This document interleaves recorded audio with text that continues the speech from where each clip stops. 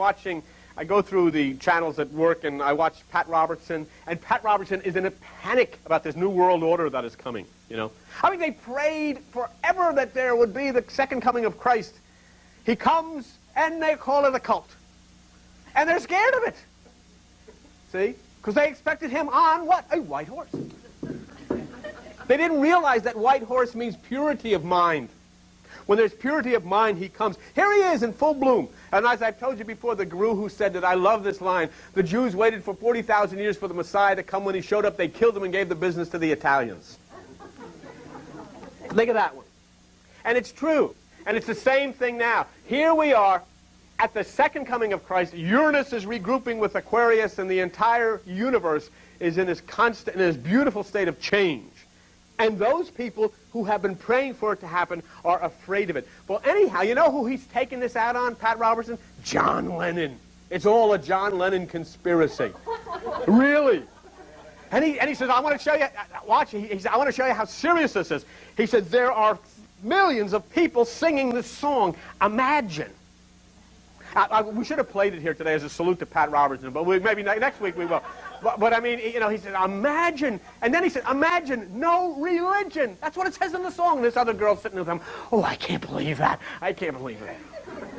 Imagine no religion. And then he says, and imagine no countries and no wars and no bombs. Why, what a terrible place this would be, you know? Wow. John Lennon.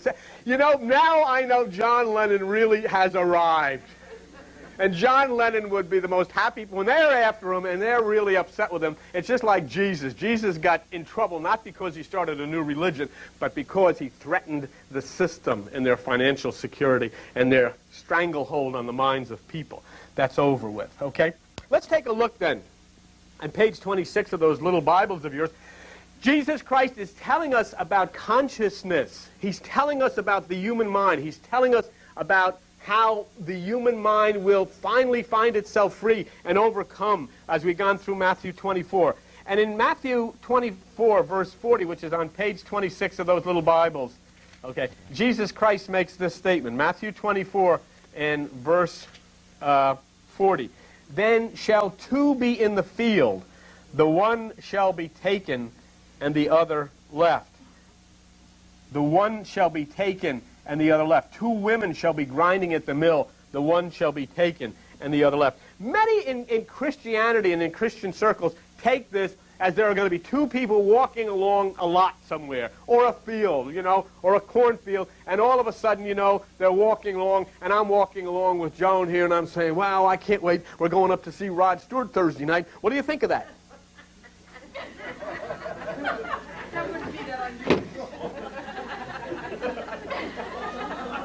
That really wouldn't be unusual. It happens all the time. But what does that mean? That's not what that means. But you see, what they say, or what religion teaches you, is that's rapture. Rapture is actually a Buddhist word. Rapture is one of the 10 worlds of consciousness of Buddha, and it means a catching up. But it doesn't mean going through the ceiling. It doesn't mean disappearing into space. It means being caught up from that which are the lower senses up into that which is the higher divine mind. That's what rapture is talking about, all right? So then, when we look at this here, we have to say here, two shall be in the field. Look at that word field. F-I-E-L-D. And we have to say, well, what are we talking about? Are we talking about a cornfield? Are we talking about a wheat field? Take a look at page 14 in your New Testament. Go to the book of Matthew at Matthew 13, verse 38, so we get a definition of the thing, and so that we begin to understand what we're talking about. It's very important that you learn and begin to understand what's being said here, because this is involving you, your mind. Your mind. Matthew 13, verse 38, it's on page 14 in those little Bibles. Matthew 13, verse 38. And what does it say? The field is the world. All right. There we begin to understand. It has nothing to do with two people walking in a field. It's going to give you a comparison of those that are actually struggling through life, trying to seek that which is fertile soil and will produce the vineyard, as to those who will find themselves on rocky soil. I'm going to read you something that comes from the Hindu Institutes of Vishnu, and this is what it says.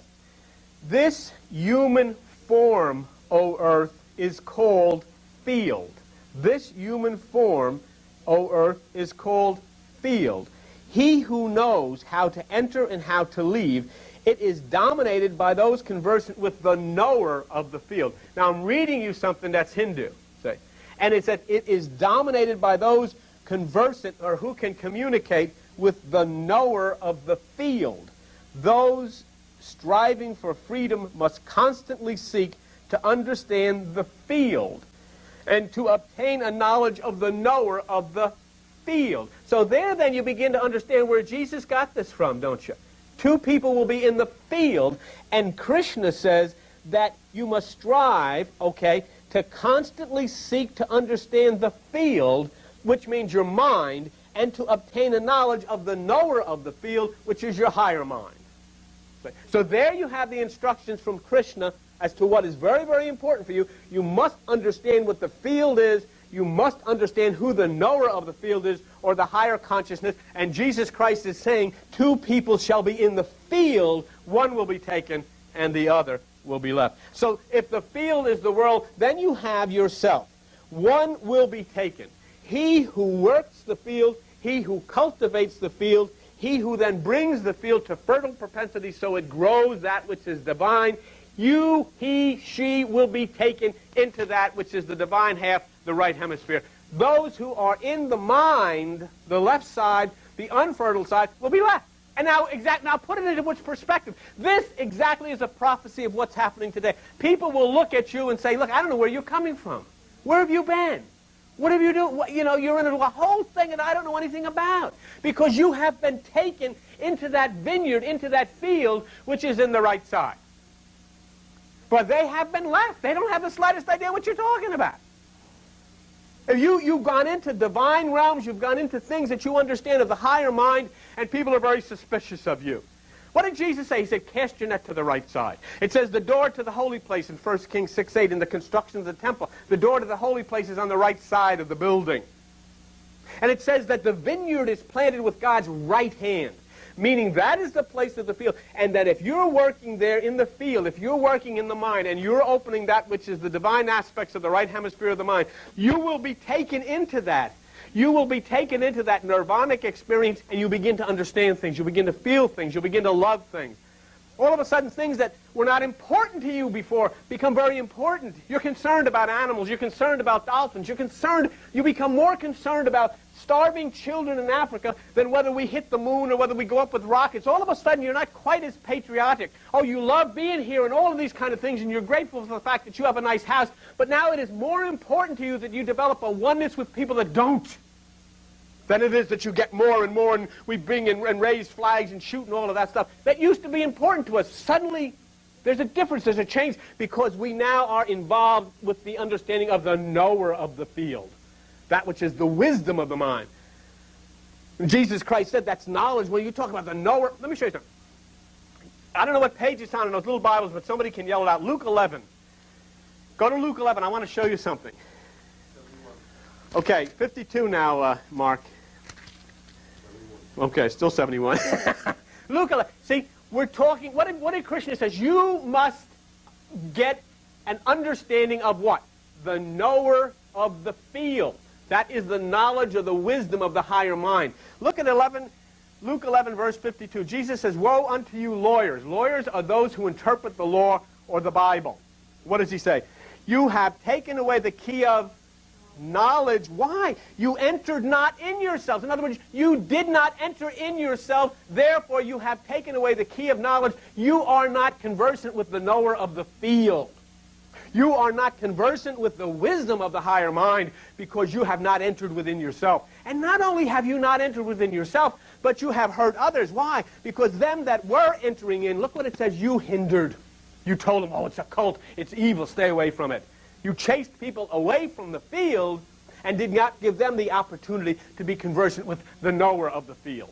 So you see the connection there of Krishna and Jesus. And in fact, if you really get into it and get understanding of it, Hare Krishna, Jesus Christ, the same person. In different epochs, same person. In fact, Sri Krishna means Christ the King. And of course, as you know, Hare Krishna's mother, Devaki, gave birth of a virgin. She conceived as a virgin. She gave birth in a cave. And the wicked king set out to kill all the children 2 years and younger, and the stars became very auspicious. And they called them cowherd girls. Actually, they were the shepherds came and raised little Hare Krishna. So, I mean, it's the same. But it's interesting when you see and you compare, you begin to understand the oneness there. It's us and religion which have separated people into thinking, oh, that's evil. Why is it evil? We don't know why it's evil. We don't read it. We just know it's evil. So we tell everybody that it's evil. We stay away from it. Why? I don't know why, just because, that's all. But when you begin then to look at it and you enter into the field within yourself and become conversant with that higher wisdom, you begin to realize it is the same, it is beautiful, it is the origin. Here you have Krishna taking that which is the divine principles of the mind. Here you have Buddha taking that which is the practical principles of the mind. Jesus Christ comes, combines them both, and hands them to you. And you begin to understand the need of both.